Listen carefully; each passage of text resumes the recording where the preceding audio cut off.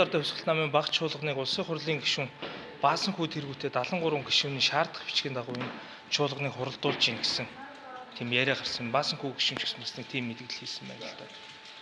Энэ баг чуулганы ер нь хуваар ёсоор хизээ болох ёстой байсан чуулган одоо хуралдаж байгаа юм болоо.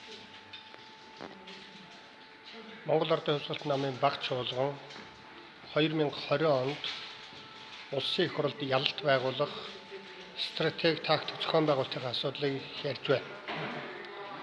Монгол Ардын Хувьсгалт намын баг чуулганаар шин дэд үндсэн хуулийг яаж ард иргэдэд улам илүү ойлгомжтой сурталчилж, яаж ард иргэдийнхаа санал сэтгэлийг дэмжлэг авах вэ гэдэг тухай бид түүхэн шийдвэрээ гаргаж байна.